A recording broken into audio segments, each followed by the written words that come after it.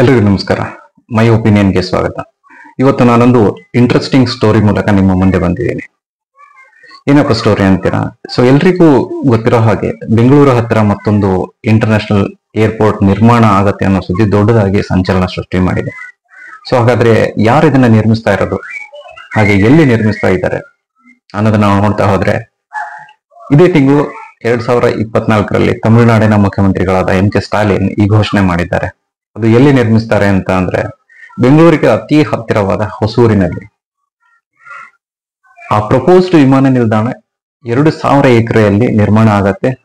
ಹಾಗೆ ವಾರ್ಷಿಕವಾಗಿ ಸರಾಸರಿ 3 ಕೋಟಿ ಪ್ರಯಾಣಿಕರನ್ನ ಮ್ಯಾನೇಜ್ ಮಾಡುವಂತಹ ಏರ್ಪೋರ್ಟ್ ಅದು ಆಗಿರತ್ತೆ ಅನ್ನೋದು ಅವರ ಹೇಳಿಕೆ. ಬಟ್ ಇದು ಕಾರ್ಯರೂಪಕ್ಕೆ ಬರತ್ತಾ? ಇದೊಂದು ಪ್ರಶ್ನಾರ್ಥಕ ಚಿಹ್ನೆ. ಯಾಕೆ ಅಂತೀರಾ? ಸೊ 2004ರಲ್ಲಿ ಬ್ಯಾಂಗ್ಳೂರ್ ಇಂಟರ್ನ್ಯಾಷನಲ್ ಏರ್ಪೋರ್ಟ್ ಲಿಮಿಟೆಡ್ ಹಾಗೆ ಮಿನಿಸ್ಟ್ರಿ ಆಫ್ ಸಿವಿಲ್ ಏವಿಯೇಷನ್ ಜೊತೆಗೆ ಒಂದು ಅಗ್ರಿಮೆಂಟ್ ಆಗಿದೆ. ಆ ಅಗ್ರಿಮೆಂಟ್ ಪ್ರಕಾರ Bangalore international airport commercial operation start ಆದ್ಮೇಲೆ 25 ವರ್ಷಗಳ ಕಾಲ ಬೇರೆ ಯಾವುದೇ ಏರ್ಪೋರ್ಟ್ ಬೆಂಗಳೂರಿನ ಹತ್ತಿರ ನಿರ್ಮಿಸೋ ಹಾಗಿಲ್ಲ. ಅದು ಬೆಂಗಳೂರು ಏರ್ಪೋರ್ಟ್ ಇಂದ 150 ಕಿಲೋಮೀಟರ್ ಏರಿಯಲ್ ಡಿಸ್ಟೆನ್ಸ್ ಅಲ್ಲಿ ಅದನ್ನ ನಿರ್ಮಾಣ ಮಾಡೋ ಹಾಗೂ ಇಲ್ಲ. ಎಕ್ಸಿಸ್ಟಿಂಗ್ ಏರ್ಪೋರ್ಟ್ ಇದ್ರೆ ಅದನ್ನ ಉಪಯೋಗಿಸೋ ಹಾಗೂ ಇಲ್ಲ, ಎಕ್ಸೆಪ್ಟ್ ಮೈಸೂರು ಏರ್ಪೋರ್ಟ್ ಮತ್ತೆ ಹಾಸನ ಏರ್ಪೋರ್ಟ್. ಸೊ ಅದೇ ಕಾರಣಕ್ಕಾಗಿ ಬೆಂಗಳೂರಲ್ಲಿ ಆಲ್ರೆಡಿ ಇದ್ದಂತ HL ಏರ್ಪೋರ್ಟ್, ಒಂದು ಕಾಲದಲ್ಲಿ ಡೊಮೆಸ್ಟಿಕ್ ಮತ್ತು ಇಂಟರ್ನ್ಯಾಷನಲ್ ಏರ್ಪೋರ್ಟ್ ಆಗಿದ್ದಂತ HL ಏರ್ಪೋರ್ಟ್ ಈಗ ಯಾವುದಕ್ಕೂ ಉಪಯೋಗಿಸ್ತಾ ಇಲ್ಲ. ಕಾರಣ ಏನಂದ್ರೆ ಇದೇ ಅಗ್ರಿಮೆಂಟ್. ಸೊ ಹಾಗಾಗಿ ಈಗ ತಮಿಳುನಾಡು ಸರ್ಕಾರ ಘೋಷಣೆ ಮಾಡಿದಂತ ಏರ್ಪೋರ್ಟ್ ಎಷ್ಟರ ಮಟ್ಟಿಗೆ ಕಾರ್ಯರೂಪಕ್ಕೆ ಬರುತ್ತೆ ಅನ್ನೋದು ಕಾದ್ ನೋಡ್ಬೇಕು. ಯಾಕಂದ್ರೆ ಅದು ಬೆಂಗಳೂರು ಇಂಟರ್ನ್ಯಾಷನಲ್ ಏರ್ಪೋರ್ಟ್ ಇಂದ 150 ಕಿಲೋಮೀಟರ್ ಒಳಗಡೆ ಬರುತ್ತೆ ಏರಿಯಲ್ ಡಿಸ್ಟೆನ್ಸ್ ಅಲ್ಲಿ. ಸೊ ಹಾಗಾಗಿ ಯಾವುದೇ ಇಂಟರ್ನ್ಯಾಷನಲ್ ಏರ್ಪೋರ್ಟ್ ನ ನಿರ್ಮಿಸಬೇಕು ಮತ್ತೆ ಕಮರ್ಷಿಯಲ್ ಆಪರೇಷನ್ಸ್ ನ ಶುರು ಮಾಡಬೇಕು ಅಂದ್ರೆ ಮಿನಿಸ್ಟ್ರಿ ಆಫ್ ಸಿವಿಲ್ ಏವಿಯೇಷನ್ ನ ಅನುಮತಿ ಕಡ್ಡಾಯವಾಗಿ ಬೇಕು.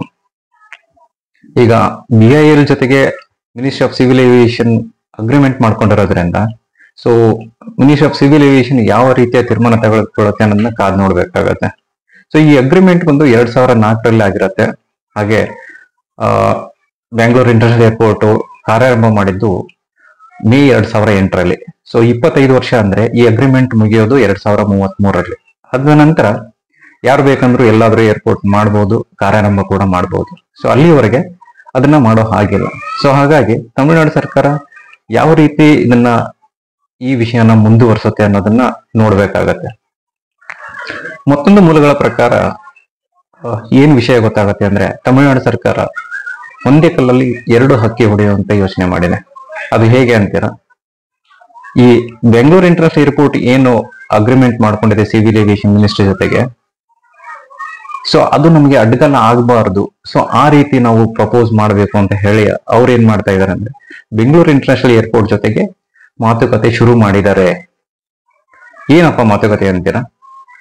ಈ ಹೊಸೂರಲ್ಲಿ ನಿರ್ಮಾಣ ಮಾಡುವಂತ ಏರ್ಪೋರ್ಟ್ ನ ಕಂಪ್ಲೀಟ್ ಕನ್ಸ್ಟ್ರಕ್ಷನ್ ಅಂಡ್ ಮ್ಯಾನೇಜ್ಮೆಂಟ್ ನ BILಗೆ ವಹಿಸಿ ಕೊಡಬೇಕು ಅನ್ನೋದು ತಮಿಳುನಾಡು ಸರ್ಕಾರದ ಒಂದು ಹೊಸ ಉಪಾಯ.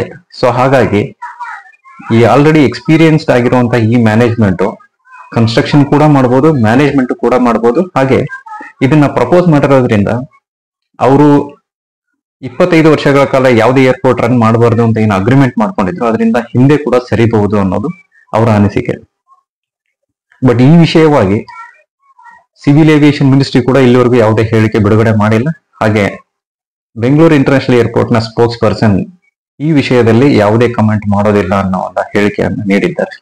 ಸೊ ಹಾಗಾಗಿ ಸ್ವಲ್ಪ ದಿನಗಳ ಕಾಲ ಕಾಯ್ಬೇಕಾಗತ್ತೆ ಇದು ಯಾವ ರೀತಿ ಮುಂದುವರಿಯುತ್ತೆ ಅಂತ ಹೇಳಿ. ಒಂದ್ ವೇಳೆ ಏರ್ಪೋರ್ಟ್ ಆಗಿದ್ದೇ ಆದ್ರೆ ಈ south part of the Bangalore electronic city ಅವರಿಗೆ ತುಂಬಾ ಅನುಕೂಲ ಆಗುತ್ತೆ. ಯಾಕಂದ್ರೆ ದೇವನಹಳ್ಳಿಯಿಂದ ಎಲೆಕ್ಟ್ರಾನಿಕ್ ಸಿಟಿಗೆ ಟ್ರಾವೆಲ್ ಮಾಡೋದು ಎಲ್ರಿಗೂ ಗೊತ್ತು ಅದು ಎಷ್ಟು ಕಷ್ಟ ಅಂತ, ಬಿಕಾಸ್ ಆಫ್ ಟ್ರಾಫಿಕ್.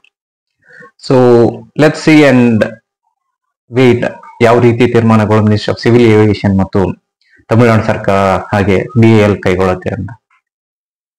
ಈ ವಿಷಯನ ನಿಮ್ಮ ಮುಂದೆ ಇಟ್ಟಿದ್ದಕ್ಕೆ ನನಗೆ ಖುಷಿ ಇದೆ. ಹಾಗೆ ಇದು ಎಲ್ರಿಗೂ ಒಂದು ಹೊಸ ಇನ್ಫಾರ್ಮೇಶನ್ ಕೊಟ್ಟಿದೆ ಅಂತ ನಾನು ಭಾವಿಸ್ತೀನಿ. ಒಂದ್ ವೇಳೆ ನಿಮಗೆ ಈ ಇನ್ಫಾರ್ಮೇಶನ್ ಇಷ್ಟ ಆಗಿದ್ರೆ ನಮ್ಮ ಚಾನೆಲ್ನ ಸಬ್ಸ್ಕ್ರೈಬ್ ಮಾಡಿ ಹಾಗೆ ಸಪೋರ್ಟ್ ಮಾಡಿ. ನಮಸ್ಕಾರ.